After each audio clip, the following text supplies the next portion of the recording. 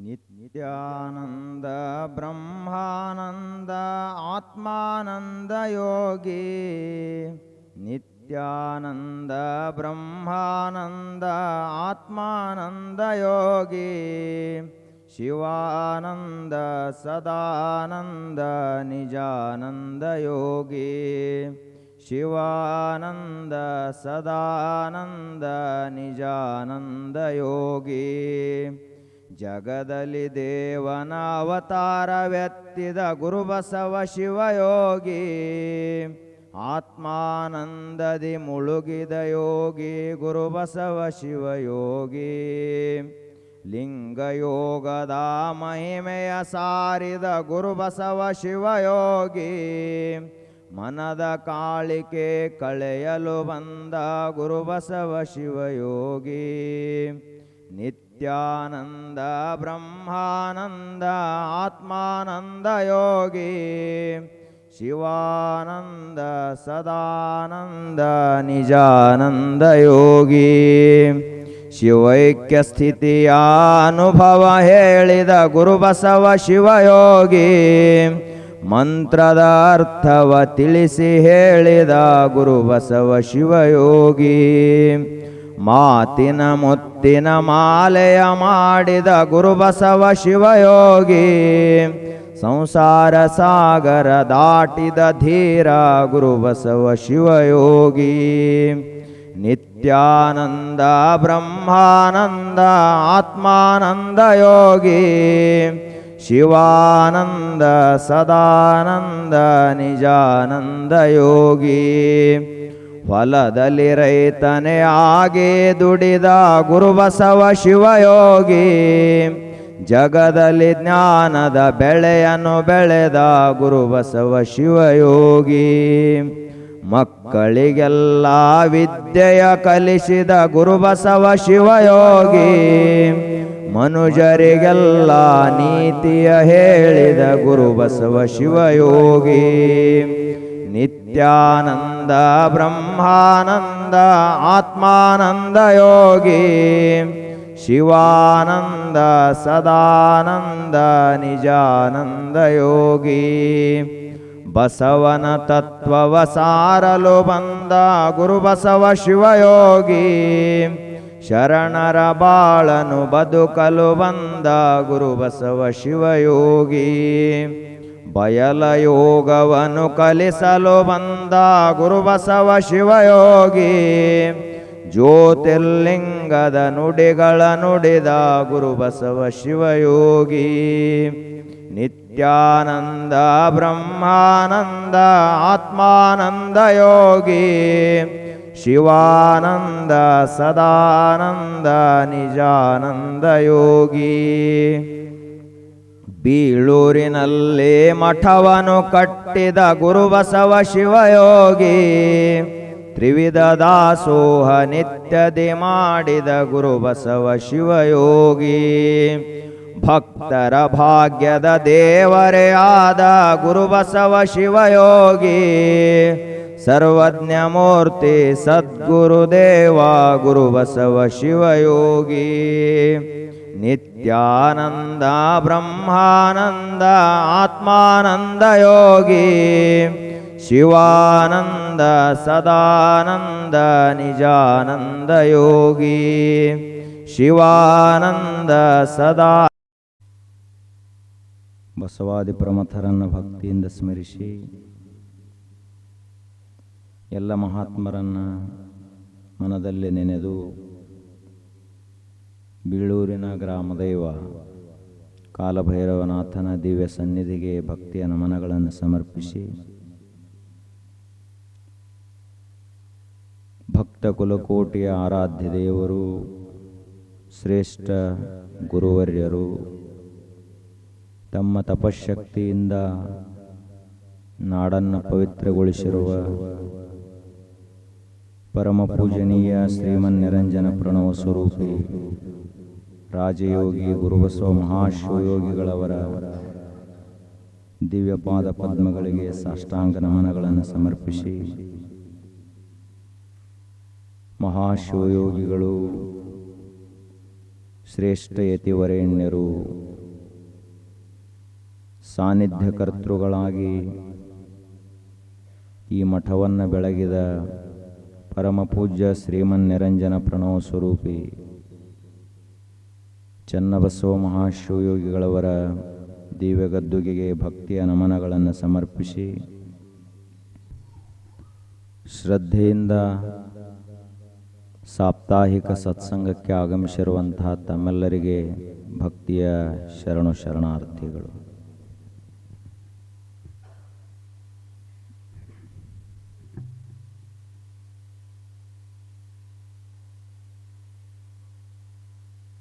ರಹಸ್ಯಪೂರ್ಣವಾದಂತಹ ಈ ಜಗತ್ತನ್ನು ನಿರ್ಮಾಣ ಮಾಡಿದ ಶಕ್ತಿಗೆ ದೇವರು, ಪರಮಾತ್ಮ, ಈಶ್ವರ, ಸದಾಶಿವ, ಅಚಿಂತ್ಯ ಶಕ್ತಿ, ಅಗೋಚರ ಶಕ್ತಿ ಅಂತ ಕರೆದರು. ಯಾವ ತತ್ವದ ಹಿನ್ನೆಲೆಯಲ್ಲಿ, ಯಾವ ಸೂತ್ರದ ಅಡಿಯಲ್ಲಿ ಇಡೀ ವಿಶ್ವ ಕೆಲಸ ಮಾಡ್ತದಲ್ಲ, ಅಂತಹ ಸೂತ್ರ ಯಾರು ಅಂದ್ರೆ ದೇವರು. ದೇವರು ಅಂದ್ರೆ ಕಾಲ್ಪನಿಕ ವಸ್ತು ಅಲ್ಲ. ದೇವರು ಅಂದ್ರೆ ಪುರಾಣ ಪ್ರವಚನದ ವಿಷಯ ಅಷ್ಟೇ ಅಲ್ಲ, ಗುಡಿಗುಂಡಾರಗಳ ವಿಷಯ ಅಷ್ಟೇ ಅಲ್ಲ, ಧರ್ಮದ ವಿಷಯ ಅಂತ ಇಷ್ಟೇ ಅಲ್ಲ. ಇಡೀ ವಿಶ್ವವನ್ನೇ ವ್ಯಾಪಿಸಿದಂತಹ ಒಂದು ತತ್ವವೇ ದೇವರು. ಅದಕ್ಕೆ ನಾವು ಭಕ್ತಿಯಿಂದ ದೇವರು ಅಂತ ಕರಿತೀವಿ. ಆತ್ಮತತ್ವ ಚಿಂತಕರು ಪರಬ್ರಹ್ಮ ಅಂತ ಕರೀತಾರೆ. ಅದೇ ರೀತಿಯಾಗಿ ಯೋಗಿಗಳು ಆ ತತ್ವ ಮನಸ್ಸಿನ ಆಚೆಗೆ ಇರುವಂಥದ್ದು ಅಂತ ಹೇಳ್ತಾರೆ. ಸಮಾಧಿಸ್ಥನಾದ ಮನುಷ್ಯನಿಗೆ, ಒಬ್ಬ ಯೋಗಿಗೆ ಆ ಆತ್ಮತತ್ವದ ಸಾಕ್ಷಾತ್ಕಾರ ಆಗ್ತದಂತ ಹೇಳ್ತಾರೆ. ಶರಣರು ಆ ತತ್ವಕ್ಕೆ ಲಿಂಗ ಅಂಥೇಳಿ ಕರೆದರು. ದಾಸರು ಆ ತತ್ವಕ್ಕೆ ಅಚಿಂತ್ಯವಾದ, ಅಮೋಘವಾದ, ಅದ್ವಿತೀಯವಾದ, ಅಕಲ್ಪನೀಯವಾದಂತಹ ಸುಂದರ ದೇವರು ಅಂಥೇಳಿ ಕರೆದರು. ಇಂತಹ ಪರಮಾತ್ಮ ಏನದಾನ, ಆ ಪರಮಾತ್ಮ ವಿಶ್ವದ ಆಧಾರ, ವಿಶ್ವದ ನಿರ್ಮಾತೃ, ವಿಶ್ವನಾಟಕ ಸೂತ್ರದ ಸಂಚಾಲನಕರ್ತ. ಆ ಪರಮಾತ್ಮನನ್ನು ಸ್ಮರಣ ಮಾಡುವುದು, ಪೂಜಿಸುವುದು, ಆರಾಧಿಸುವುದು ಮನುಷ್ಯರಾದ ನಮ್ಮೆಲ್ಲರ ಕರ್ತವ್ಯ. ಜೀವನದಲ್ಲಿ ನಾವು ಏನು ಮಾಡೋದದ? ನಾವು ಪ್ರಾಪಂಚಿಕ ವ್ಯವಹಾರವನ್ನೇ ಮಾಡ್ಲಿಕ್ಕೆ ಬಂದಿದ್ದೀವಿ ಅಂತ ತಿಳ್ಕೊಂಡಿದ್ದೀವಿ. ಆದರೆ ನಮ್ಮ ವ್ಯವಹಾರದಿಂದ ಜಗತ್ತಿಗೆ ಯಾವ ಲಾಭನೂ ಇಲ್ಲ. ನಾವು ಬೇಕಾದಷ್ಟು ಕಟ್ಟಡಗಳನ್ನು ಕಟ್ಟಬಹುದು, ಬಹಳ ದೊಡ್ಡ ದೊಡ್ಡ ಕೆಲಸಗಳನ್ನು ಮಾಡಬಹುದು, ನಗರಗಳನ್ನೇ ಕಟ್ಟಬಹುದು, ಆ ಬಳಿಕ ಆಕಾಶದೆತ್ತರಕ್ಕೆ ಹಾರಾಡಬಹುದು, ವಾಯುವೇಗದಿಂದ ಸಂಚರಿಸಬಹುದು, ಏನೆಲ್ಲ ಮಾಡಬಹುದು. ಆದರೆ ನಾವೇನು ಮಾಡ್ತೀವಲ್ಲ, ಇದರಿಂದ ಜಗತ್ತಿಗೆ ಯಾವ ಲಾಭವೂ ಇಲ್ಲ. ನಾವು ಈ ಜಗತ್ತನ್ನು ಸರಿಯಾಗಿ ತಿಳ್ಕೊಂಡಿವಂದ್ರೆ ಮಾತ್ರ ನಮ್ಮಿಂದ ಈ ಜಗತ್ತಿಗೆ ಲಾಭದ. ಸರಿಯಾಗಿ ತಿಳ್ಕೊಳ್ಳದೆ ಹೋದ್ರೆ ನಮ್ಮನ್ನೇ ನಾವು ತಿಳಿಯದೆ ಏನನ್ನ ತಿಳಿದರೂ ಕೂಡ ವ್ಯರ್ಥ. ಸುವಿವೇಕಿಗಳಿಗೆ ಆತ್ಮತತ್ವವೇ ಬ್ರಹ್ಮ, ಬಲಿದ ಲೌಕಿಕರಿಗೆ ಸತಿಪುತ್ರಾದಿಗಳೇ ಬ್ರಹ್ಮ ಅಂತ ಶರಣರು ಹೇಳಿದರು.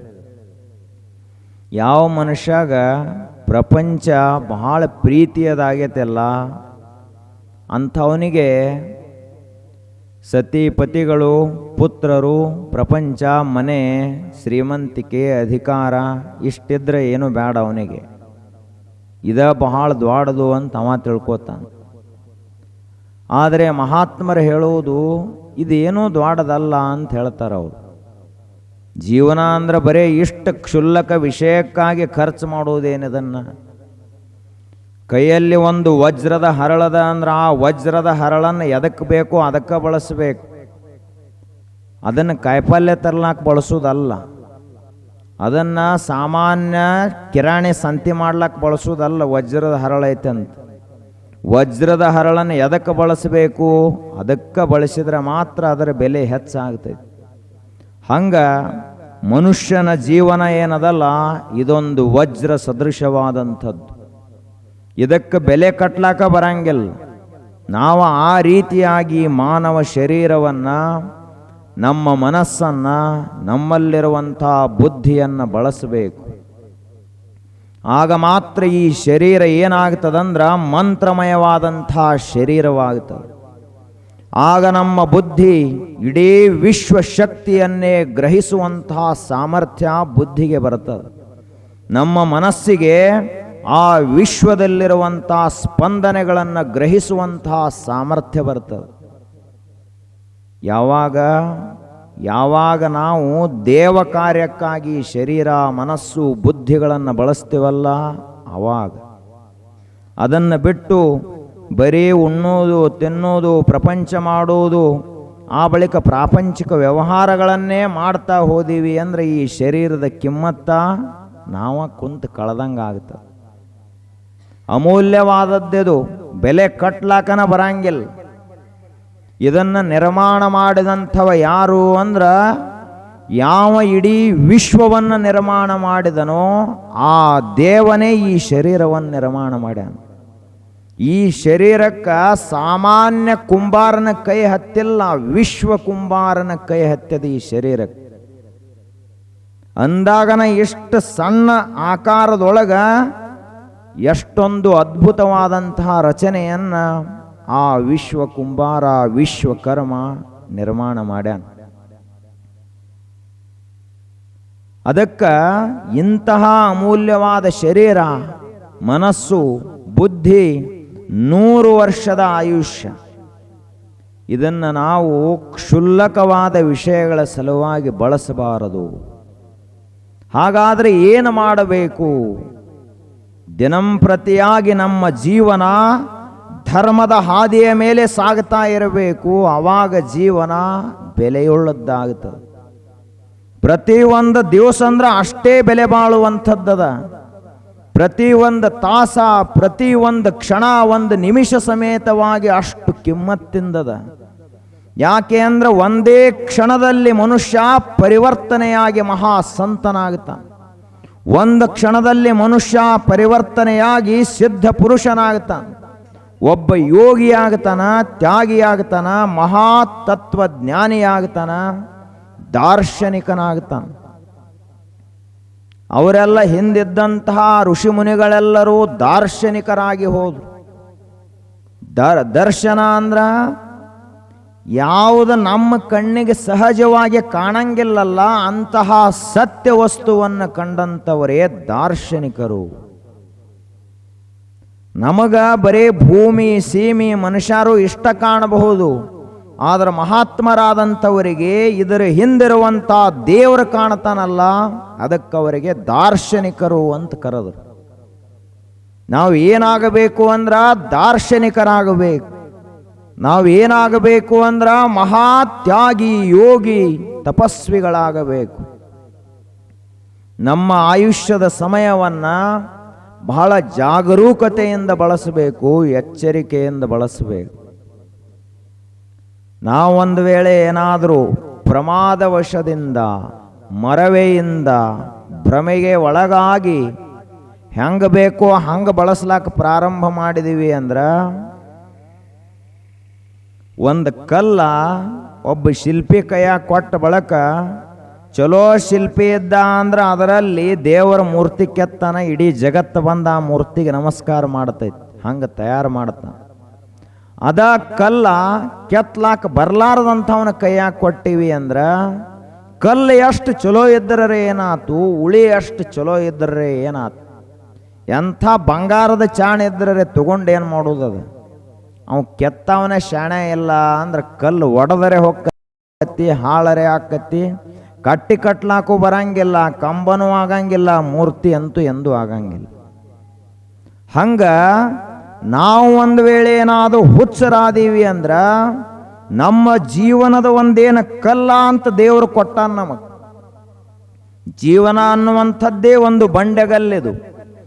ಈ ಬಂಡೆಗಲ್ಲನ್ನು 1ನೇ ವರ್ಷದಿಂದ 100ನೇ ವರ್ಷದವರೆಗೆ, ಮೊದಲನೆಯ ಪೆಟ್ಟಿನಿಂದ ಕೊನೆಯ ಪೆಟ್ಟಿನವರೆಗೆ ಯಾವ ರೀತಿಯಾಗಿ ಕಟ್ಟಿತಾನಲ್ಲ, ಅದರಿನಿಂದ ಆ ಉಳಿಯಿಂದ ಆ ಉಳಿಯ ಪೆಟ್ಟಿನಿಂದ ಒಬ್ಬ ದೇವರೂ ಆಗ್ತಾನ, ಒಬ್ಬ ದೈತ್ಯನೂ ಆಗ್ತಾನ, ಒಬ್ಬ ದಾನವನಾಗ್ತಾನ, ಒಬ್ಬ ಮಾನವನಾಗ್ತಾನ, ಒಬ್ಬ ಮಹಾದೇವನಾಗ್ತಾನ. ಏನಾಗಬೇಕು ಅಂತ ನಾವು ನಿರ್ಣಯ ಮಾಡಬೇಕು. ಯಾಕೆ ಅಂದ್ರೆ ಒಂದು ವೇಳೆ ಏನಾದರೂ ನಾವು ಕುಡಿದ ಪೆಟ್ಟ ಹಾಕಿದೀವಿ ಅಂತ ಇಟ್ಕೋರಿ ಆ ಕಲ್ಲಿಗೆ, ಅದೆಂದರೆ ಕಲ್ಲು ಮೂರ್ತಿ ಆಗ್ತೈತೆ. ವ್ಯಸನ ಮಾಡುವಂತಹ ಪೆಟ್ಟನ್ನು ಹಾಕ್ತಾ ಹೋದೀವಿ ಅಂದ್ರೆ ಶರೀರ ಹಾಳಾಗ್ತೈತೆ, ಶರೀರದೊಂದಿಗೆ ಮನಸ್ಸು ಹಾಳಾಗ್ತೈತೆ, ಅದರೊಂದಿಗೆ ಬುದ್ಧಿ ನಷ್ಟವಾಗುತ್ತದ. ಬುದ್ಧಿನಾಶಾತ್ ಪ್ರಣಶ್ಯತಿ. ಧ್ಯಾಯತೋ ವಿಷಯಾನ್ ಪುಂಸಃ ಸಂಗಸ್ತೆ ಶೂಪಜಾಯತೆ. ಸಂಗಾತ್ ಸಂಜಾಯತೆ ಕಾಮಃ, ಕಾಮಾತ್ ಕ್ರೋಧೋ ವಿಜಾಯತೆ. ಕ್ರೋಧಾತ್ ಭವತಿ ಸಮ್ಮೋಹಃ, ಸಮ್ಮೋಹಾತ್ ಸ್ಮೃತಿ ವಿಭ್ರಮಃ. ಸ್ಮೃತಿರ್ಭ್ರಂಶಾತ್ ಬುದ್ಧಿನಾಶಃ, ಬುದ್ಧಿನಾಶಾತ್ ಪ್ರಣಶ್ಯತಿ. ಪರಮಾತ್ಮ ಹೇಳಿದಂಥ ಮಾತುಗಳಿವು.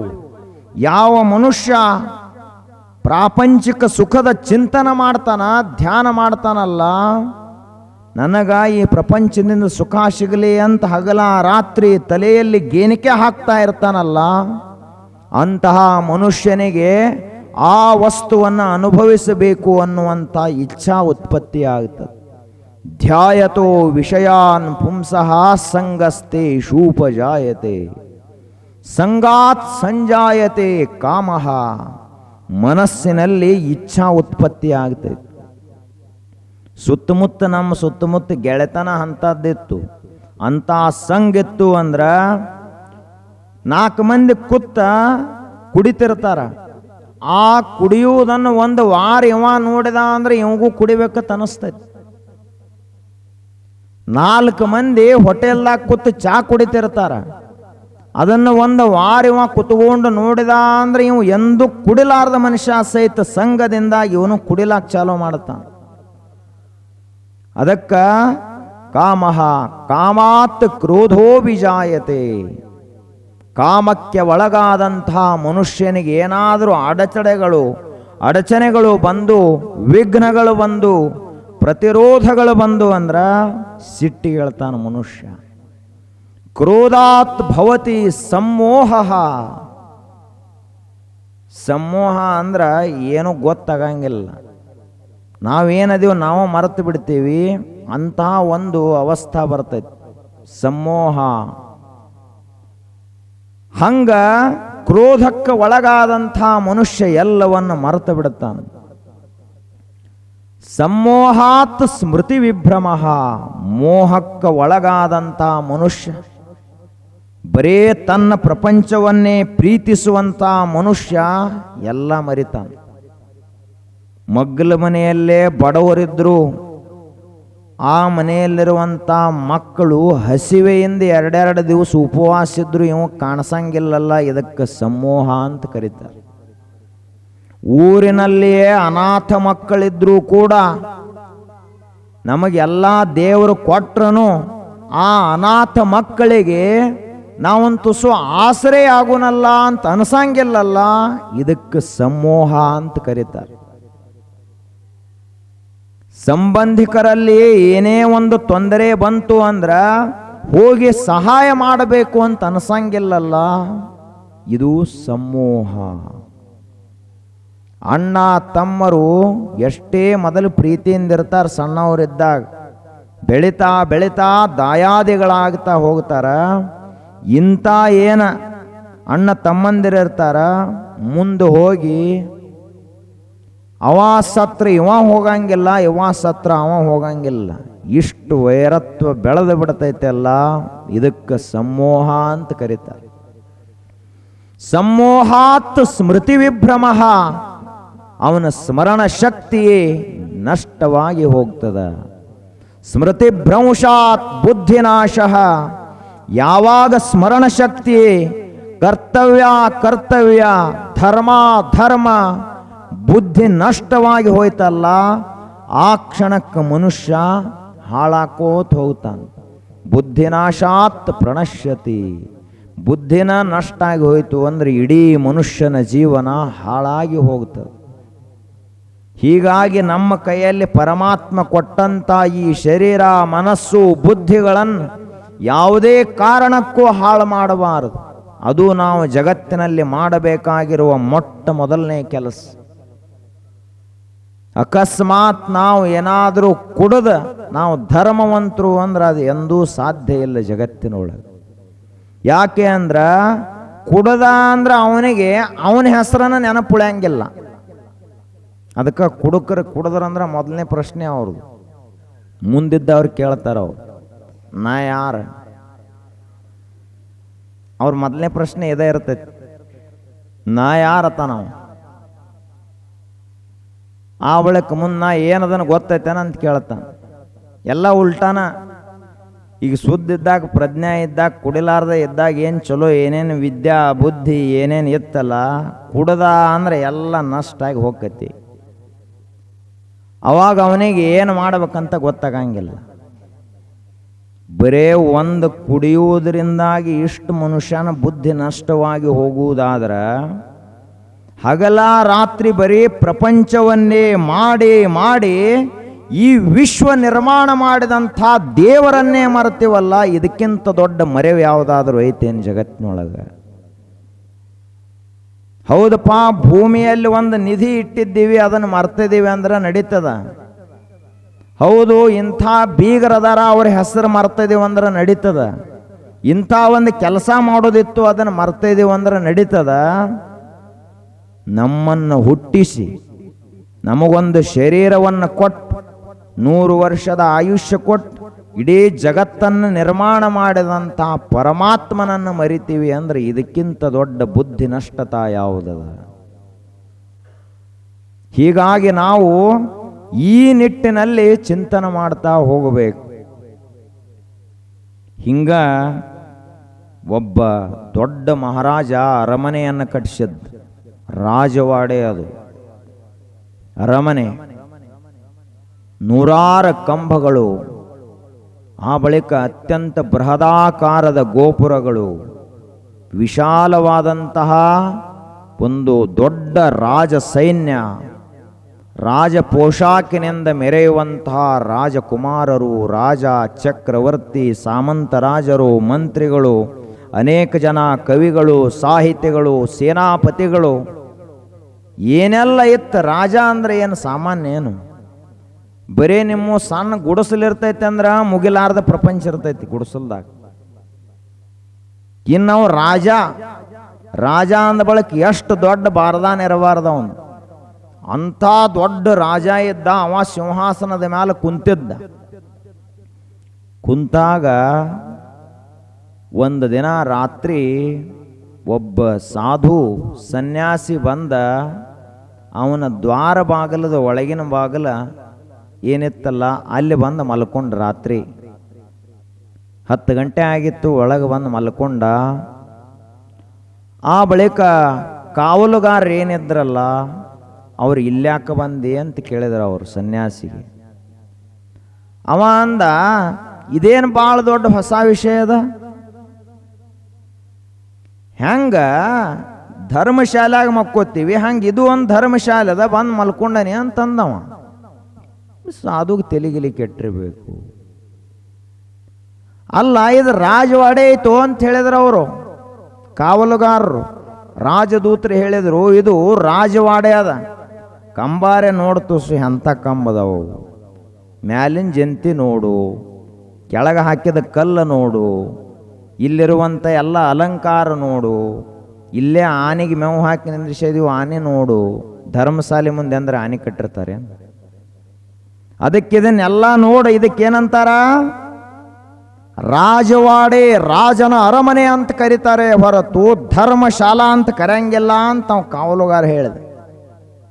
ಅವಾಗ ನೀನ ತುಸು ಕಣ್ಣು ಇನ್ನೊಮ್ಮೆ ತಿಕ್ಕೊಂಡು ನೋಡಂತ ಹೇಳ್ದ ಅವ ಸನ್ಯಾಸಿ. ಸರಿಯಾಗಿ ನೋಡು, ಇದಕ್ಕೆ ಧರ್ಮಶಾಲಾ ಅಂತ ಕರೀತಾರತ್ತಂದವ. ಸಿಟ್ಟು ಬತ್ತು ಕಾವಲುಗಾರನಿ. ಅವ ಅಂದ ಓಡ್ಕೋತ ರಾಜನ ಕಡೆ ಹೋದ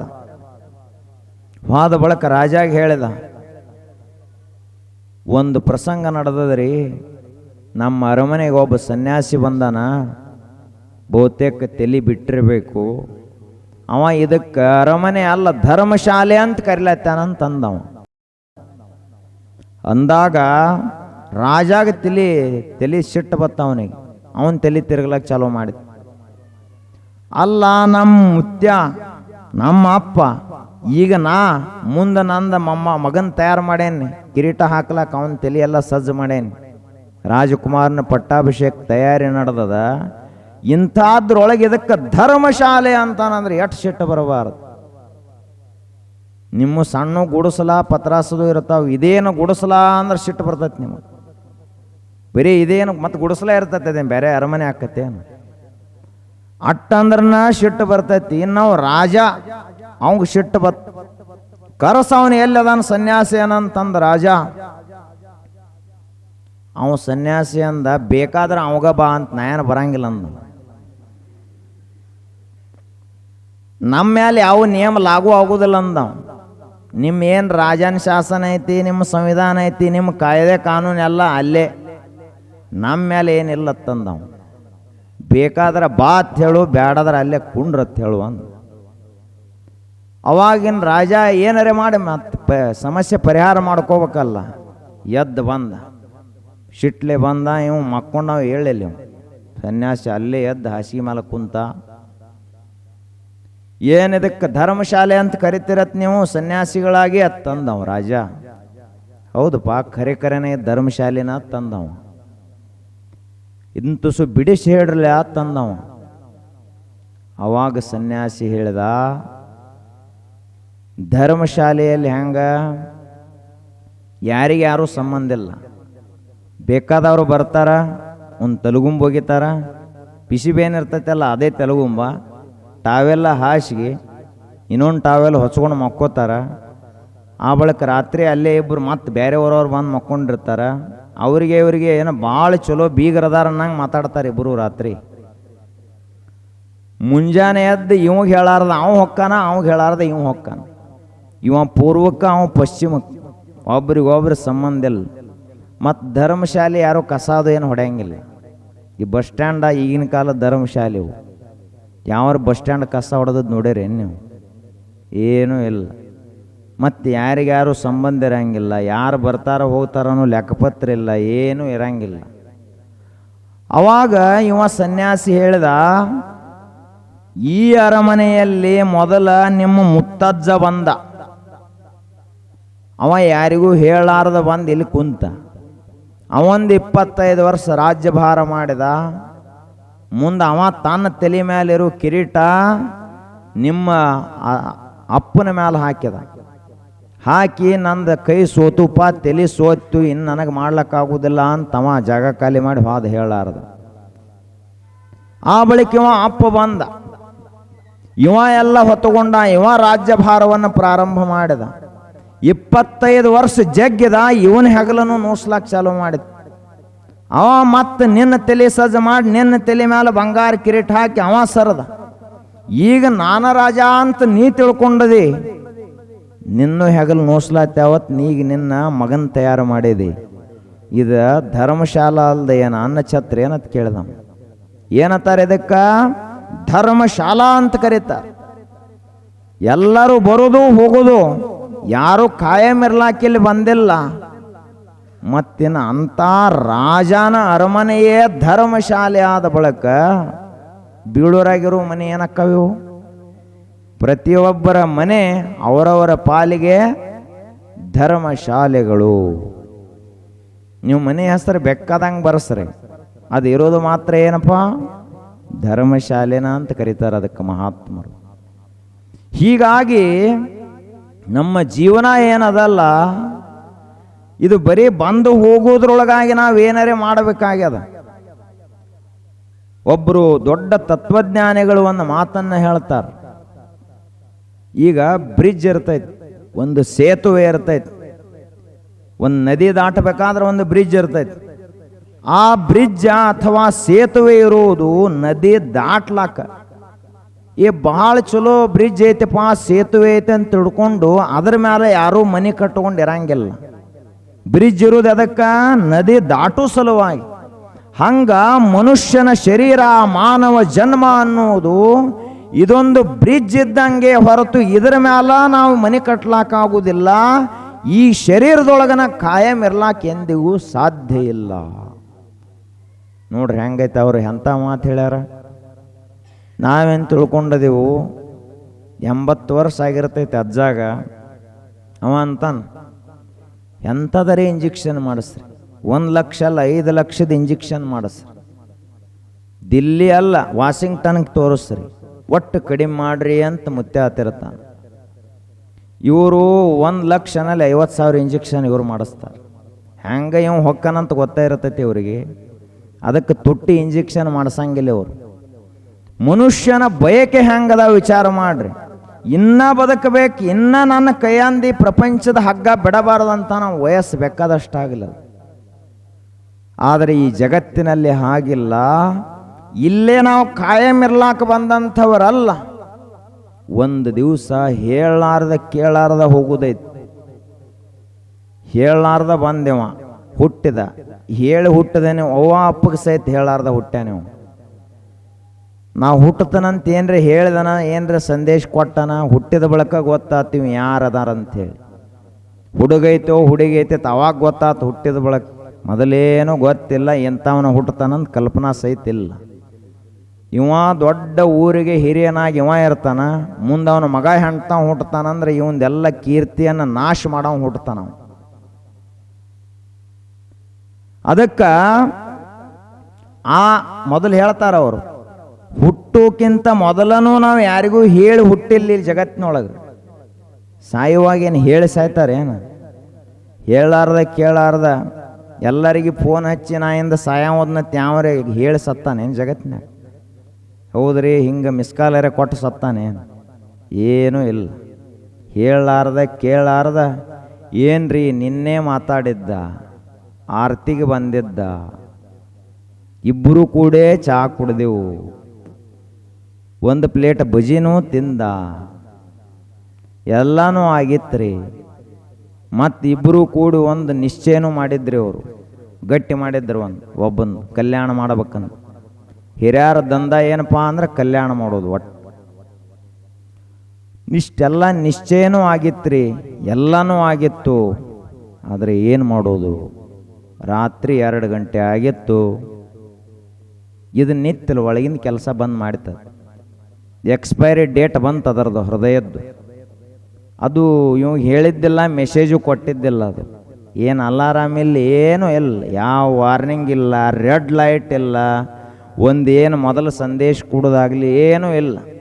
ರಾತ್ರಿ 2 ಗಂಟೆ ಆಗಿತ್ತು.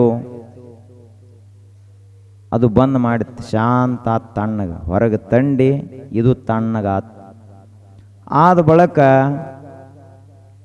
ಊರೆಲ್ಲ ಕೂಡಿತು ಮರದಿವ್ಸ. ಏನಪ್ಪ ಎಂಥ ಮನುಷ್ಯ ಇವ, ಹೇಳಾರದ ಸತ್ವಾದಲ್ಲ. ನಾವು ಯಾರು ಹೇಳಿ ಸಾಯವ್ರಲ್ಲ, ಅದಕ್ಕೆ ಅವನು ಹೇಳಾರದ ಸತ್ತಿರ್ತಾನೆ. ಹೇಳಾರದ ಬರುವುದು, ಹೇಳಾರದ ಸತ್ತು ಹೋಗೋದೈತಿ ಜಗತ್ತಿನಾಗ. ಅಂದ ಬಳಿಕ ನಡು ನಾವು ಹೆಂಗಿರ್ಬೇಕಂತ ನಿರ್ಣಯ ಮಾಡಬೇಕು. ನಾವು ಜೀವನದೊಳಗೆ ಏನು ಮಾಡಬೇಕು ಅನ್ನೋದನ್ನು ನಿರ್ಣಯ ಮಾಡಬೇಕು. ಆದ್ರೆ ನಾವು ಸುತ್ತಮುತ್ತ ನೋಡಿ, ಅವರು ಒಂದು ಮನೆ ಕಟ್ತಾರ, ನಾವು ಒಂದು ಮನೆ ಕಟ್ತೀವಿ. ಅವ್ರು ಕಟ್ಟಿದ್ದು ನೋಡಿ ನಾವು ಕಟ್ತೀವಿ. ಅವರು ಪ್ರಪಂಚ ಮಾಡ್ತಾರಂತ ನಾವು ಮಾಡ್ತೀವಿ. ಅವ್ರು ಕಬ್ಬು ಹಚ್ಚಿದ್ರಪ್ಪ, ಇವನು ಕಬ್ಬು ಹಚ್ಚಿದ.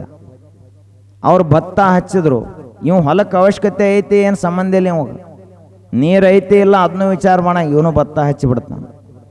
ಅವ ದ್ರಾಕ್ಷಿ ಹಚ್ಚಿದ, ಇವನು ದ್ರಾಕ್ಷಿ ಹಚ್ಚಿದ. ಅವ ಒಂದು ಕಾರ್ ತಂದ, ದಿನ ಕೆಲಸ ಇತ್ತು ಕಾರ್ ತಂದ. ನಾವು ನಮಗರೆ ಏನು ಕಡಿಮೆ ಆಗೈತಿ ಇವನು ಅಂತಂದ. ದಿನಂಪ್ರತಿ ಧೂಳು ಜಾಡಿಸೋದು, ನೀರು ಹಾಕೋದು, ಒರೆಸೋದು, ಪೂಜೆ ಮಾಡೋದು, ಮನೆ ಮುಂದೆ ನಿಲ್ಲಿಸೋದು ಮತ್ತದು.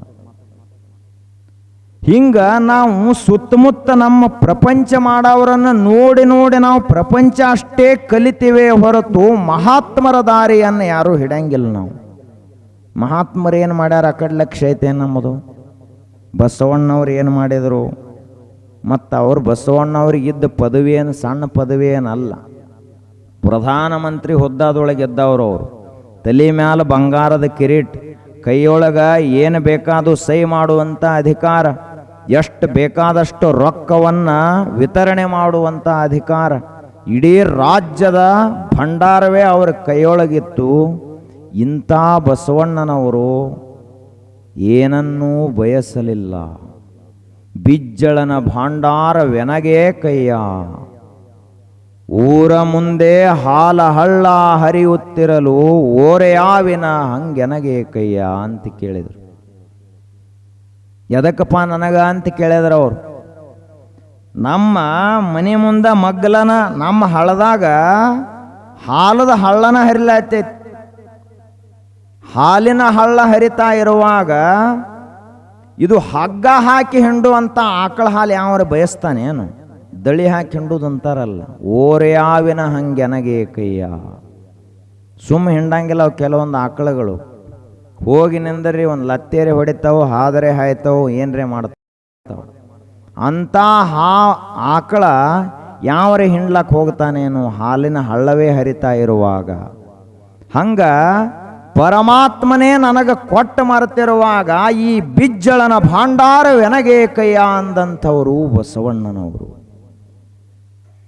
ನಮ್ಮ ಕೈಯಾಗೂ ತುಸು ಊರಾಗ ಅಲ್ಲೆಲ್ಲಿ ಓಣ್ಯಾಗ ಒಂದೊಂದು ದೇವಸ್ಥಾನ ಇರ್ತಾವಲ್ಲ, ಶ್ರಾವಣದಾಗ ಜಾತ್ರೆ ಇರ್ತಾವೆ. ಅವಾಗ ಹಿರಿತನ ಕೊಟ್ಟಿರ್ತಾರೆ ಓಣ್ಯಾನವ್ರು ಎಲ್ಲರೂ ಕೂಡಿ, ಇವನೇ ಹಿರಿಯ ಅಂಥೇಳಿ. ಪಟ್ಟಿ ಕೂಡುದ 25,000 ಕೂಡ್ತೈತಿ. ಅದರಾಗಿಂದ ಇವ 5,000 ಎಲೆ ಅಡಕೆಗೆ ತೊಗೊಂಡ್ಬಿಡ್ತಾನೆ. ಇವ ಹಿರಿಯ, ಇವ 25,000 ಕೊಟ್ರನ 5,000 ಎಲೆ ಅಡಕೆ ತಿಂದು ಮುಗಿಸಿದ. ಇನ್ನು ದೇಶ ಅದು ಅಕಸ್ಮಾತ್ ಕೊಟ್ರ ರೈಲ್ವೆ ಹಳಿ ತಿತ್ತಾನ, ವಿಮಾನ ನಿಲ್ದಾಣ ತಿತ್ತಾನ, ಬಸ್ ನಿಲ್ದಾಣ, ಶಾಲೆ, ಕಿನಾಲ ತಿನ್ನಲಾರ್ದ ಒಂದು ಉಳ್ದಿಲ್ಲ. ರಾಜಕೀಯದವ್ರ ಪಚನ ಶಕ್ತಿ ಭಾಳ ದೊಡ್ಡದು, ಎಲ್ಲರದು ಅಲ್ಲ. ಮತ್ತು ಕೆಲವೊಬ್ರು ಇರ್ತಾರೆ, ನಿಮ್ಮ ರೋಡ್ ತಿನ್ನವ್ರು ಯಾರಂದ್ರೆ ಅವರ ಈ ಏನದಾವಲ್ಲ ಜತ್ತಿ ಮತ್ತು ಜತ್ತಿಗೆ ಹೋಗೋ ರೋಡ್ ಎಕ್ಸ್ಪ್ರೆಸ್ ಹೈವೇ ಅದು. ವಯಸ್ಸಾದ ಮುತ್ಯಾಗಳದು ಎಲ್ಲೂ ಕಟ ಕಟ ಕಟ ಮುರಿತಾವೆ. ಅಟ್ಟ ಫಸ್ಟ್ ಕ್ಲಾಸ್ ಹೈವೇ. NH4 ಅಲ್ಲಿದೆ, NH6 ಆಗೈತಿ. ಇಂಥ ರೋಡ ಇದಕ್ಕೆ ಕಾರಣೀಕರ್ತರು ಯಾರು? ಈ ಪಚನ ಶಕ್ತಿ ಹೆಚ್ಚಿರುವಂಥ ರಾಜಕೀಯ ಧುರೀಣರು. ಶಾಲೆನೂ ತಿಂದು ಹಾಕಿದ್ರು, ದೊಡ್ಡ ದೊಡ್ಡ ರೈಲ್ವೆಗಳನ್ನು ತಿಂದು ಹಾಕಿದ್ರು. ಆ ಬಳಿಕ ಮೊದಲು ನೀವೇನ ಕೇಳಿರ್ಬೇಕು, ಲಕ್ಷಗಟ್ಲೆ ಕೋಟಿಗಟ್ಲೆ ದನಗಳು ಮೆವ್ವನ ತಿಂದು ಹಾಕಿದ್ರು. ಇವರಂಥ ದನ ಇರಬಾರದು. ವಿಚಾರ ಮಾಡಿ, ನಮ್ಮ ದೇಶ ಎಷ್ಟು ಹಿಂದೆ ಉಳ್ದೈತೆಲ್ಲ ಕಾರಣ ಇವರದಾರ ಮಹಾನುಭಾವರು. ಮನ್ಯಾಗ ಯಾರದಾರೆ ಫೋಟೋ ಹಾಕೋಕ್ಕಿಂತ ಇವ್ರ ಫೋಟೋ ಹಾಕೋತ ಬರೀ ನೆನಪಾಕೈತು. ಇಂಥವ್ರು ಅದಾರ ನಮ್ಮ ದೇಶ ಆಳವ್ರಂತ. ಮತ್ತು ನಾವು ಭಾಳ ಶಾಣ್ಯಾರ ಎಲ್ಲರೂ ಕಣ್ಣು ಮುಚ್ಚಿ ಓಟ್ ಹಾಕ್ತೀವಿ. ಬೇಕಾದ ಮುಂದೆ ರೋಡರ್ ಎತ್ತಿಲ್ಲಿ, ರೈಲ್ವೆ ಹಳಿ ಎತ್ತಿಲ್ಲಿ, ಏನಾಗ್ತಿಲ್ಲ. ನಮಗೆ ಒಂದು 5,000 ರೂಪಾಯಿ ಕೊಡ್ತಾನಲ್ಲ ಓಟಿಗೆ, ಸಾಕು, ಆರಾಮಿರೋದು. ನಮ್ಮ ಅಕೌಂಟಿಗೆ ರೊಕ್ಕ ಬರ್ತಾವಲ್ಲ, ಅದು ಹೆಂಗಾರೆ ಬರಲಿ, ದೇಶ ತುಡುಗು ಮಾಡ್ಯಾರೆ ಬರಲಿ, ದೇಶ ದರೋಡೆ ಮಾಡ್ಯಾರೆ ಬರಲಿ, ನಮಗೆ ಸಂಬಂಧ ಇಲ್ಲ. ಇಂಥ ಹುಚ್ಚರ ಕೈಯಲ್ಲಿ ಸರ್ದಾರ್ ಪಟೇಲ್, ನೇತಾಜಿ ಸುಭಾಷ್ ಚಂದ್ರ ಬೋಸ್, ಭಗತ್ ಸಿಂಗ್, ರಾಜಗುರು, ಸುಖದೇವ್, ಝಾನ್ಸಿ ರಾಣಿ ಲಕ್ಷ್ಮೀಬಾಯಿ ಇವರೆಲ್ಲ ಕಾಯಿಪಲ್ಯ ಕೊಟ್ಟ ಸ್ವಾತಂತ್ರ್ಯ ತಗೊಂಡಿಲ್ಲ, ಗೊತ್ತಿರ್ಬೇಕು ನಿಮಗೆ. ಭಗತ್ ಸಿಂಗ್ನಿಗೆ ಯಾವ ವಯಸ್ಸಿನಲ್ಲಿ ಲಗ್ನ ಮಾಡಬೇಕು, 25 ವಯಸ್ಸಿಗೆ, ಅದೇ ವಯಸ್ಸಿಗೆ ಭಗತ್ ಸಿಂಗ ಹೋಗಿ ನೇಣು ಕುಣಿಕೆ ಮೇಲೆ ನಿಂತಿದ್ದ. ಯಾರ ಸಲುವಾಗಿ? ಮುಂದೆ ಬರುವಂಥ ಭಾರತ ದೇಶದ ಜನ ಸ್ವತಂತ್ರರಾಗಿರಬೇಕು, ಬ್ರಿಟಿಷರ ಗುಲಾಮರಾಗಿ ದೇಶದ ಜನ ಬಾಳಬಾರದು. ಝಾನ್ಸಿ ರಾಣಿ ಲಕ್ಷ್ಮೀಬಾಯಿಗೆ ಆರಾಮವಾಗಿ ಒಂದು ಬೇರೆ ದೇಶದಾಗ ದ್ವೀಪ ತಗೊಂಡು ಇರ್ಲಾಕ ಬರ್ತಿದ್ದಿಲ್ಲೇನು? ಬರ್ತಿತ್ತಲ್ಲ. ಆದ್ರೆ ಈ ದೇಶದ ಸ್ವಾತಂತ್ರ್ಯಕ್ಕಾಗಿ ಎಲ್ಲವನ್ನ ತ್ಯಾಗ ಮಾಡಿ ತನ್ನ ಪ್ರಾಣವನ್ನೇ ದೇಶದ ಸ್ವಾತಂತ್ರ್ಯ ಯಜ್ಞದಲ್ಲಿ ಆಹುತಿಯನ್ನು ಮಾಡಿದ್ಲಲ್ಲ, ಯಾರ ಸಲುವಾಗಿ? ನಾವು ಸ್ವತಂತ್ರವಾಗಿರಬೇಕು ಅಂತೇಳಿ. ನೇತಾಜಿ ಸುಭಾಷ್ ಚಂದ್ರ ಬೋಸ್ 30,000 ಸೈನಿಕರನ್ನು ವಿದೇಶದಲ್ಲಿ ಕಟ್ಟಿ ಈ ದೇಶಕ್ಕೆ ಸ್ವಾತಂತ್ರ್ಯವನ್ನು ತಂದು ಕೊಟ್ಟರು. ಯಾರ ಸಲುವಾಗಿ? 562 ಸಂಸ್ಥಾನಗಳನ್ನು ಒಗ್ಗಟ್ಟು ಮಾಡಿ ಇಡೀ ಅಖಂಡವಾದಂಥ ಹಿಂದೂಸ್ತಾನವನ್ನು ಸ್ವಾತಂತ್ರ್ಯ ನಂತರದಲ್ಲಿ ಕಟ್ಟಿದಂಥ ಉಕ್ಕಿನ ಪುರುಷ ಯಾರು ಅಂದ್ರ ಸರ್ದಾರ್ ವಲ್ಲಭಭಾಯಿ ಪಟೇಲ್. ಇಂಥವರನ್ನು ನೆನೆಸಬೇಕು. ಅವರು ಯಾವ ಸಲುವಾಗಿ ಸ್ವಾತಂತ್ರ್ಯವನ್ನು ತಂದು ಕೊಟ್ಟರು ಅಂತ ಹೋಟ್ ಹಾಕು ಮುಂದೊಮ್ಮೆ ವಿಚಾರ ಮಾಡಬೇಕು ನಾವು ಭಾರತೀಯರೆಲ್ಲರೂ. ಯಾರ ಸಲುವಾಗಿ ಮಾಡಿದರು ಅವರು? ಯಾವರೇ 4 ಬಾಟ್ಲಿ ಕುಡಿಸಿದ ಅಂದ್ರೆ ಹೋಟ್ ಮಾರ್ಕೊಳ್ಳೋದೇನು? ಯಾವರೇ ಏನ್ರಿ ತಿನಿಸಿದ, ಏನ್ರಿ ಕೆಲಸ ಮಾಡಿದ ಅಂದ್ರೆ ನಮ್ಮ ಕರ್ತವ್ಯವನ್ನು ನಾವು ಮರೆಯುವುದೇನು? ಅದಕ್ಕೆ ಭಾರತ ದೇಶವನ್ನು ಹಿಂದೆ ಹಂಗೆ ಅವ್ರು ಕಟ್ಟರಲ್ಲ, ಈಗ ನಾವು ಹಂಗೆ ಕಟ್ಟಬೇಕಾಗಿದೆ. ಯಾವನೆಂದರೆ ಒಂದು 5,000 10,000 ರೂಪಾಯಿ ತಗೊಂಡು ನಾವು ಒಂದು ವೇಳೆ ವೋಟ್ ಹಾಕ್ತಿದ್ದೀವಿ ಅಂದ್ರೆ ನಾವೇ ಮೊಟ್ಟ ಮೊದಲನೆಯ ದೇಶದ್ರೋಹಿಗಳು. ಭಯೋತ್ಪಾದಕರ ನಿಜವಾದ ದೇಶದ್ರೋಹಿಗಳಲ್ಲ, ಮೊಟ್ಟ ಮೊದಲು ನಾವು ದೇಶದ್ರೋಹಿಗಳು. ರೊಕ್ಕ ತಗೊಂಡು ವೋಟ್ ಹಾಕೋದು ಇದರಂಥ ದೊಡ್ಡ ಪಾಪ ಯಾವುದದ? ಯಾಕೆ ದೇವ್ರು ಕಡಿಮೆ ಕೊಟ್ಟಾನೆ ಏನು ನಮಗೆ? ಅವನು 10,000 ರೂಪಾಯಿದ ಮೇಲೆ 5 ವರ್ಷ ಪ್ರಪಂಚ ನಡೀತೈತಿ ಏನು? 1,00,000 ಕೊಟ್ಟಾನಂತ ಇಟ್ಕೊಳ್ಳಿ ನಾವು ಓಟಿಗೆ, ಅದರ ಮೇಲೆ ನಮ್ಮ ಪ್ರಪಂಚ ನಡೀತಾವೆ. ಆದ್ರೆ ನಮಗೆ ಆ ಪ್ರಜ್ಞಾನ ಇಲ್ಲ, ದೇಶದ ಪ್ರಜ್ಞಾ ಇಲ್ಲ, ನಾವೇನು ಮಾಡಬೇಕಾಗ್ಯದ ಅನ್ನೋ ಪ್ರಜ್ಞಾ ಇಲ್ಲ. ಯಾವರೇ ಚೂಡ ತಿನ್ನಿಸಿದ, ಚಹಾ ಕುಡಿಸಿದ, ಮತ್ತೇನ್ರಿ ಕುಡಿಸಿದ, ಇವರು ಆ ಕಡೆ ಒಮ್ಮೆ ಈ ಕಡೆ ಒಮ್ಮೆ ಹೊಯ್ದಾಡ್ಕೋ ತಿಂಗಳದ ಒಂದು ಎಲೆಕ್ಷನ್ ಬತ್ತ 1-2 ತಿಂಗಳು ಸುದ್ದಿಯಾಗಿರಂಗಿಲ್ಲ ಗಾಡಿಗಳು ಭಾಳ. ಸೀದಾ ಹೆಂಗೆ ರೋಡ್ ಹಿಡ್ದು ಮನಿನ ಹೋಗಂಗಿಲ್ಲ ಅವು ಮನೆಗೆ. ಆ ಕಡೆ ಗೋಡಿಗೊಮ್ಮೆ ಹಾಯ್ತಾವು, ಈ ಕಡೆ ಗೋಡಿಗೊಮ್ಮೆ ಹಾಯ್ತಾವು. 10 ಒಳಗಂತೂ ಎಂದೂ ಮನೆಗೆ ಹೋಗಂಗಿಲ್ಲ. ರಾತ್ರಿ 2 ಗಂಟೆಗೆ, ಕೆಲವೊಂದಂತೂ ಮುಂಜಾನೆ 6 ಆಗೋ ತಕ್ಕ ನಾಯಿ ಜೋಡಿನ ಮಲ್ಕೊಂಡಿರ್ತಾವೆ. ಅವು ನಾಯಿಗಳು ಅವಕ್ಕೆ ಪಾಪ ಕುಡ್ದದ್ದು ರೂಢಿ ಇರಂಗಿಲ್ಲ. ನಾಯಿಗಳಿಗೆ ಸೆರೆ ಕುಡ್ದದ್ದು ದಾರು ಕುಡ್ದು ರೂಢಿ ಇರಂಗಿಲ್ಲ. ಇದು ಯಾವುದು ಬಂತಪ್ಪ ಹೊಸ ಗಿರಾಕಿ ಅಂತಾವು. ನಮ್ಮ ಕಂಪ್ನಿ ಒಳಗೆ ಹೊಸ ಸೇರ್ಪಡೆ ಆಗೈತ್ಲ ಅಂತ ನಾಯಿಗಳು ಆಶ್ಚರ್ಯ ಪಡ್ತಾವೆ. ಇಂಥ ನಾವು ಇನ್ನು ಎಲ್ಲಿ ದೇಶ ಕಟ್ಟಲಿಕ್ಕಾಗ್ತದೆ? ಬಸವಣ್ಣನವ್ರು ಹೆಂಗೆ ಬದುಕಿದ್ರು? ನನಗೆ 1 ಪೈಸಾ ಬ್ಯಾಡಿ, ಬಿಜ್ಜಳ ಮಹಾರಾಜಂದು ನನ್ನ ಬೆವರು ಸುರಿಸಿ ಏನು ಬರ್ತೈತ್ಲ ಅಷ್ಟೇ ನನ್ನ ಪಗಾರ, ಉಳದದ್ದ ಕಡೆ ಓದ ಚಲ್ಲು ಅಂತ ಹೇಳಿದಂಥ ಬಸವಣ್ಣನಲ್ಲಿರುವಂಥ ಆ ಸಾಮರ್ಥ್ಯದಿಂದಾಗಿ ಬಸವಣ್ಣ ಪೂಜನೀಯನಾದ. ನಮ್ಮಲ್ಲಿ ಅಂಥ ಧೈರ್ಯ ಸ್ಥೈರ್ಯ ಬೇಕು. ನನ್ನ ಪಗಾರ 15,000 ಐತಂದ್ರೆ 15,000ದ 1 ರೂಪಾಯಿ ಬಂದರೂ ಅದು ನನ್ನದಲ್ಲ. 15,000 ಐತಂದ್ರೆ ಅಷ್ಟ ನನ್ನ ಪಗಾರ, ಅಷ್ಟ ತಗೋಬೇಕು. ಇಷ್ಟು ತಗೊಂಡ ಅಂದ್ರೆ ಇದಕ್ಕಿಂತ ದೊಡ್ಡ ಪೂಜಾನ ಯಾವುದೂ ಇಲ್ಲ ಜಗತ್ತಿನೊಳಗೆ. ಪ್ರಾಮಾಣಿಕತಾ ಇದಕ್ಕಿಂತ ದೊಡ್ಡ ಪೂಜಾ ಇಲ್ಲ. ಮನಸ್ಸಾಕ್ಷಿ ಅದಕ್ಕಿಂತ ದೊಡ್ಡ ಸಾಕ್ಷಿ ಇನ್ನೊಂದಿಲ್ಲ. 100 ಜನ 100 ರೀತಿ ಹೇಳಬಹುದು. ನಾ ಸ್ವಚ್ಛ ಅದನೋ ಇಲ್ಲೋ ಅಂತೇಳಿ ನನ್ನ ಮನಸ್ಸು ಯಾವಾಗಲೂ ಹೇಳ್ತಾ ಇರ್ತದೆ. ಅದಕ್ಕೆ ನಮ್ಮ 100 ವರ್ಷದ ಆಯುಷ್ಯ ಏನದಲ್ಲ, ಅದನ್ನು ಹುಚ್ಚರ ಹಾಗೆ ಖರ್ಚು ಮಾಡ್ಲಕ್ಕೆ ಹೋಗಬಾರದು. ಪರಮಾತ್ಮ ಇಷ್ಟೆಲ್ಲ ಕೊಟ್ಟಾನ. ನಮ್ಮ ಶರೀರವನ್ನು ನಿರ್ಮಾಣ ಮಾಡೋದೇನು ಸಾಮಾನ್ಯ ಕೆಲಸ ಅಲ್ಲಿದು. ನೋಡ್ರಿ, ಅಕಸ್ಮಾತ್ ವಿಚಾರ ಮಾಡೋಣ. ಕಣ್ಣ ಇಲ್ಲಿರೋ ಬದಲಿ ಮತ್ತೆಲ್ಲಿ ಬೇರೆ ಜಾಗದಾಗ ಇದ್ದು ಅಂದ್ರೆ ಜಗತ್ತು ಹೆಂಗೆ ನೋಡೋದು ನಾವು? ಕಿವಿ ಇಲ್ಲಿರೋ ಬದಲಿ ಜಾಗ ಬದಲಾಯಿಸಿದ್ವು ಅಂದ್ರೆ,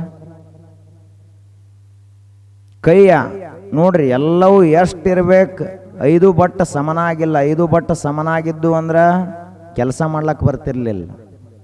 5 ಬಟ್ಟ ಬೇರೆ ಬೇರೆ ಆಕಾರದೊಳಗೆ ಅದಾವಂತ ಕೆಲಸ ಮಾಡ್ಲಕ್ಕೆ ಬರ್ತೈತಿ. ಆ ಬಳಿಕ ಇಡೀ ಶರೀರದ ರಚನಾ ಹೆಂಗಿರ್ಬೇಕು ಹಂಗೆ ಪರಮಾತ್ಮ ರಚನಾ ಮಾಡಿಟ್ಟಾನ. ಇಷ್ಟೆಲ್ಲ ತಯಾರು ಮಾಡಿ ನಮಗೆ ಕೊಟ್ಟಂಥ ಪರಮಾತ್ಮ ನಮ್ಮಿಂದ ಅಪೇಕ್ಷೆ ಪಡುವುದೇನಪ್ಪ? ಚಲೋ ತಂಗಿ ಬದುಕಿ ನಾವು ಏನೂ ಮಾಡೋದಿಲ್ಲ ಹೊಸಾದಿ ಜಗತ್ತಿನೊಳಗೆ. ಹೌದಪ್ಪ, ಮನುಕುಲಕ್ಕೆ ಸಮುದ್ರ ತುಂಬು ಕೆಲಸ ಉಳ್ದೈತಿ ಅಂತ ಹಿಂಗಿಲ್ಲ. ದೇವರು ಸಮುದ್ರ ತುಂಬಿಟ್ಟಾನೆಲ್ಲ. ಇನ್ನು ಹೌದಪ್ಪ, ಒಂದು ದೊಡ್ಡ ನದಿನ ನಾವು ನಿರ್ಮಾಣ ಮಾಡಬೇಕು ಅಂತೇನಿಲ್ಲ. ಎಷ್ಟು ನದಿಗಳನ್ನು ಭೂಮಂಡಲದಾಗ ಹರಿಸ್ಬೇಕು ಅಷ್ಟು ನದಿಗಳನ್ನು ಹರಿಸಿಬಿಟ್ಟಾನ ದೇವ್ರು ಈಗಾಗಲೇ. ಹೌದಪ್ಪ, ಇಂಥ ವನಸ್ಪತಿಗಳನ್ನು ತಯಾರು ಮಾಡಬೇಕು ಅಂತೂ ಇಲ್ಲ. ಕೋಟಿ ಕೋಟಿಗಟ್ಟಲೆ ವನಸ್ಪತಿಗಳನ್ನು ದೇವರು ತಯಾರು ಮಾಡಿ ಇಟ್ಟು ಬಿಟ್ಟಾನ. ಕಾಳ ಕಡೆಗಳನ್ನು ತಯಾರು ಮಾಡ್ಯಾನ. ಹಾಲ ಹೈನದ ಸಲುವಾಗಿ ಅನೇಕ ರೀತಿಯ ಪಶು ಪಕ್ಷಿಗಳನ್ನು ತಯಾರು ಮಾಡ್ಯಾನ. ಒಂದೋ ಎರಡೋ, ದೇವರಿಷ್ಟೆಲ್ಲ ತಯಾರು ಮಾಡಿ ನಮಗೆ ಹೇಳಿದ್ದೇನು ಅಂದ್ರೆ, ನಿನ್ನನ್ನು ನೀನು ತಿಳಿದು ಈ ಜಗತ್ತಿನಾಗ ಬದುಕಿ ಬಾರಪ್ಪ ಅಂತ ದೇವರು ಹೇಳಿದ್ರೆ, ನಾವಿಲ್ಲಿ ಬಂದು ಮಾಡಲಾರದ ಕೆಲಸ ಮಾಡ್ಕೋತ ಕುಂತಿದ್ದೀವಿ.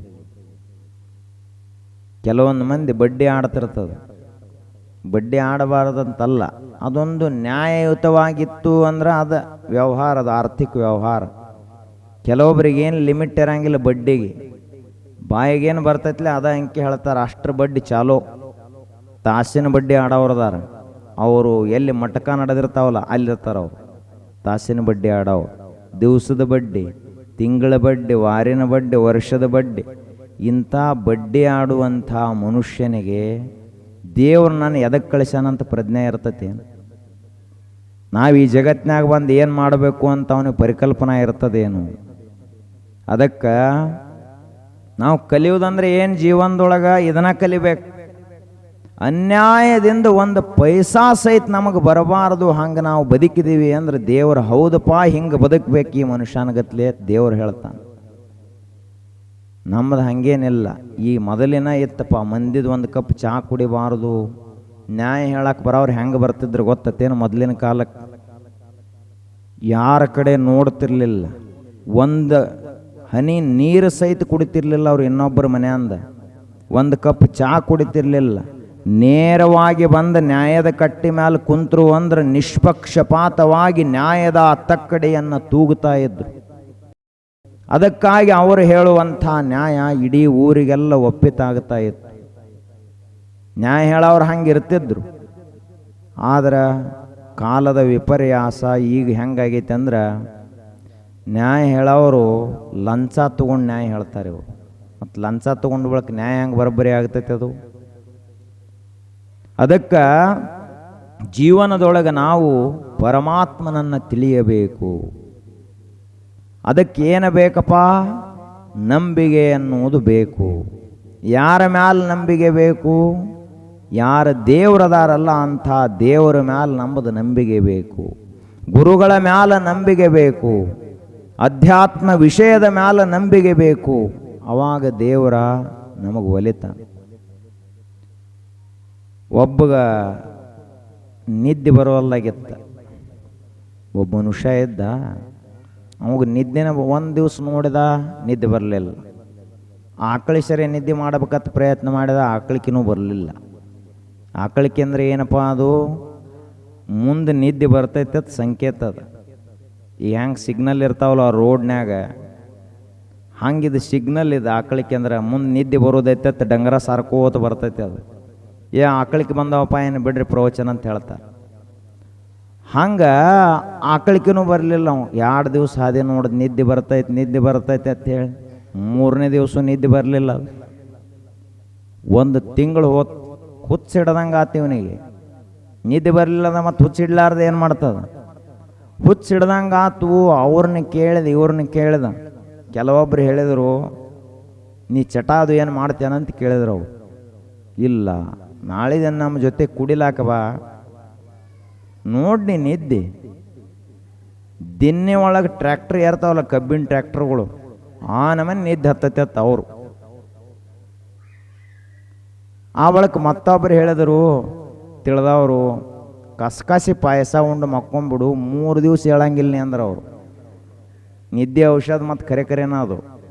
ಯಾರಿಗೆ ನಿದ್ದೆ ಬರಂಗಿಲ್ಲ ಅಂತಾರಲ್ಲ, ತುಸು ಕಸಕಸಿ ಹಾಕಿ ನೀವು ಪಾಯಸದಾಗ ಹಾಕಿ ಕುದಿಸಿ ಕೊಟ್ರಿ ಅಂದ್ರೆ ಮುಂಜಾನೆ 4ಕ್ಕೆ ಹೇಳು ಮನುಷ್ಯ, ಸಂಜೆ 4ಕ್ಕೆ ಹೇಳ್ತಾನೆ. ನಿದ್ದೆ ಔಷಧ ಅದು. ಇವು ಹುಡುಗರು ಭಾಳ ಅಳ್ತಿರ್ತಾವೆ, ಅವಕ್ಕೆಲ್ಲ ಇಂಥ ಬೇರೆ ಬೇರೆ ಮಾಡ್ರೆ ನಿದ್ದೆ ಮಾಡ್ತಾವೆ ಬರೋಬ್ಬರಿ ಅವು. ಇವು ಒಂದು ತಿಂಗಳಾತು ನಿದ್ದಿನ ಹತ್ತವಲ್ದು. ಎಲ್ಲರೂ ತಿಳಿದಂಥ ದೀಡ್ ಪಂಡಿತರು ಅವರೆಲ್ಲ ಕೂಡಿ ಸಲಹೆ ಹೇಳಿದ್ರು, ನಾವು 100 ಸಲಹೆಗಳನ್ನು. ಹಿಂಗೆ ಮಾಡ್ರೆ ನಿದ್ದೆ ಬರ್ತೈತಿ, ಹಿಂಗೆ ಮಾಡ್ರೆ ನಿದ್ದೆ ಬರ್ತೈತಿ. ಏನು ಮಾಡ್ರು ಬರವಲ್ಲ ನಿದ್ರಿ. ಒಬ್ಬರು ತಿಳಿದವರು ಆಯುರ್ವೇದ ಡಾಕ್ಟ್ರ್ ಇದ್ದರು, ಅವ್ರ ಕಡೆ ಹೋದೆವು. ಡಾಕ್ಟ್ರ್ ಭಾಳ ಶಾಣೆ ಅವರು, ಆಯುರ್ವೇದಿಕ್ ಡಾಕ್ಟ್ರ. ಇನ್ನು ಇವು ಇಂಗ್ಲೀಷ್ ಕಲ್ತ ಡಾಕ್ಟ್ರುಗಳು ಮಳಿರ್ತಾವೆ ಸ್ವಲ್ಪ.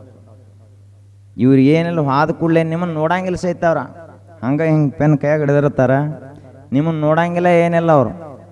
ಅವ ಹೊರಗೆ ಕೂತೊಬ್ಬ ಗಂಟೆ ಬಡ್ದವ ಹೇಳ್ತಿರ್ತಾನೆ, ಅವೆಲ್ಲ ಬರ್ಕೊಂಡಿರ್ತಾನೆ, ಇಂಥ ಪೇಷಂಟ್ ಅಂತ ಹೇಳಿರ್ತಾನೆ.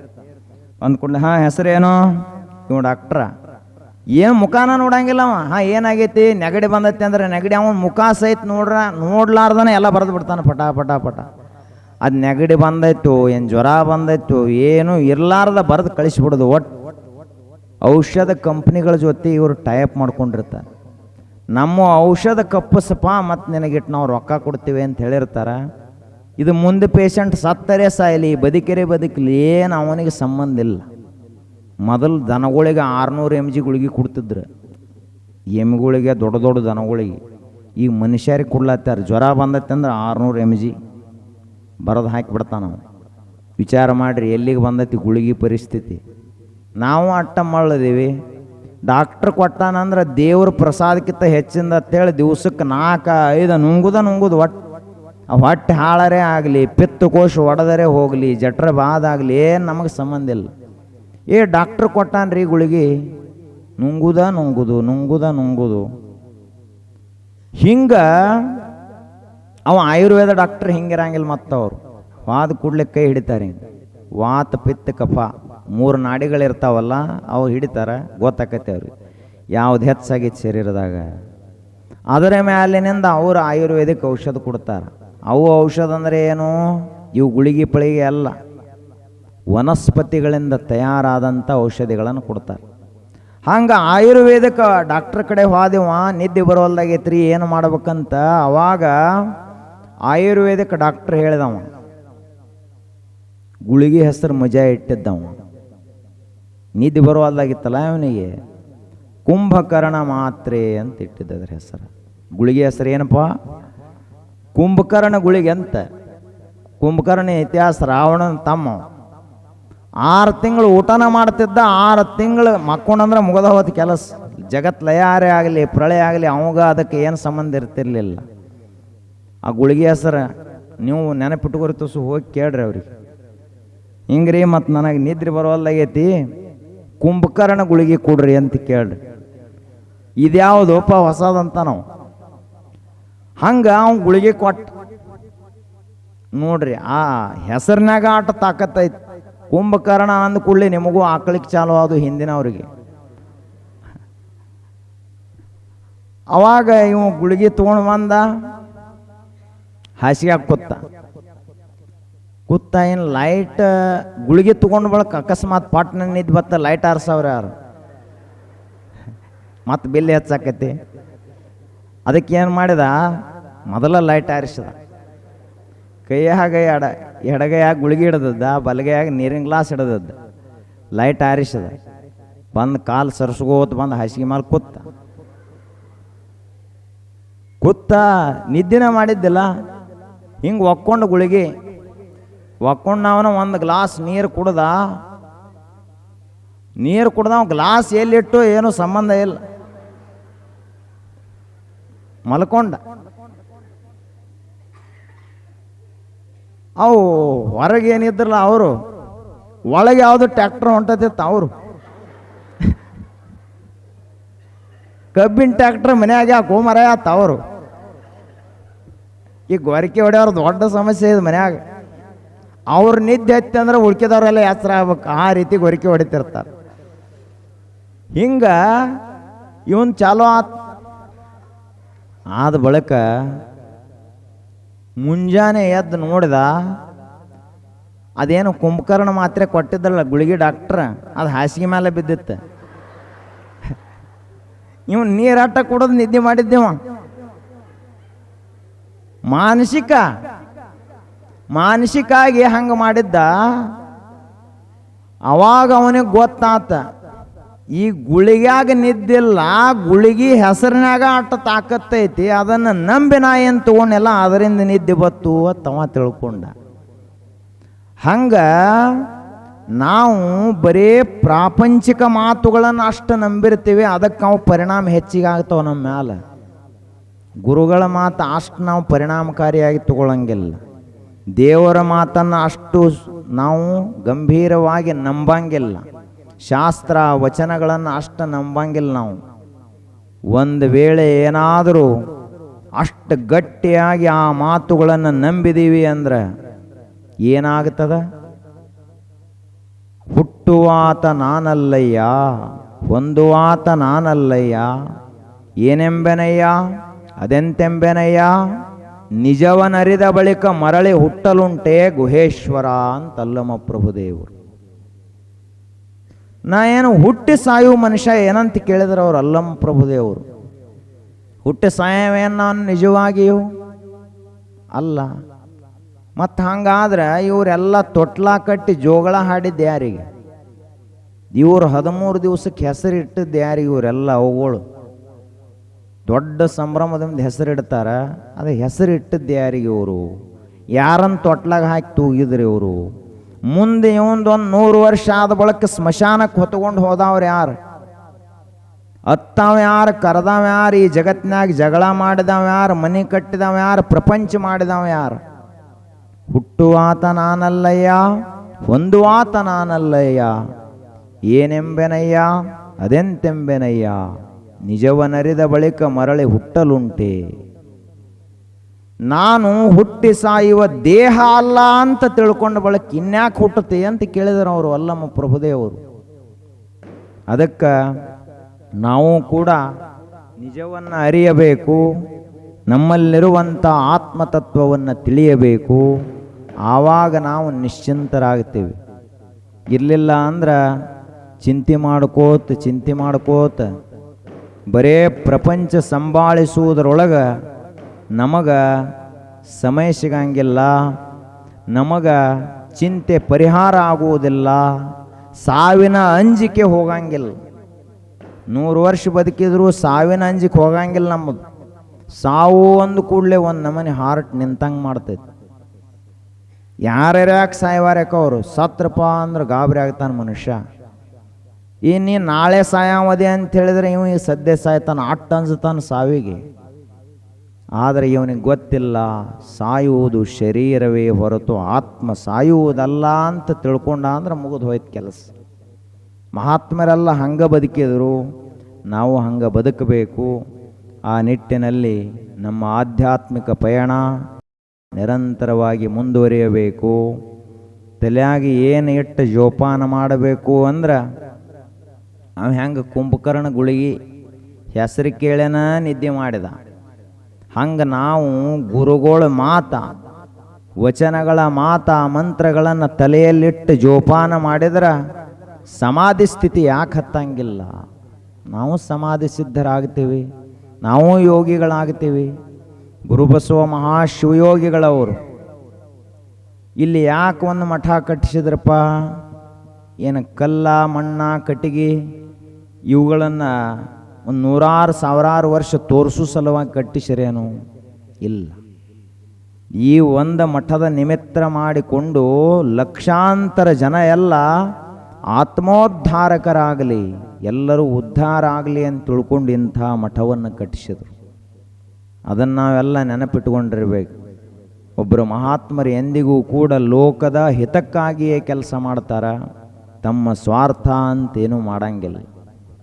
ಅದಕ್ಕೆ ಅಂತಹ ಒಂದು ಸದ್ಬುದ್ಧಿಯನ್ನು ಪರಮ ಪೂಜ್ಯರಾದಂತಹ ಗುರುಬಸವ ಮಹಾಶಿವಯೋಗಿಗಳವರು ನಮ್ಮೆಲ್ಲರಿಗೂ ಕೊಟ್ಟು ಕರುಣಿಸಲಿ.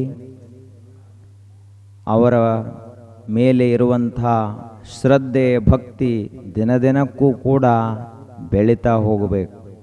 ಅಂದಾಗ ಮಾತ್ರ ನಮಗೆಲ್ಲರಿಗೂ ಒಳ್ಳೆಯದಾಗ್ತದೆ.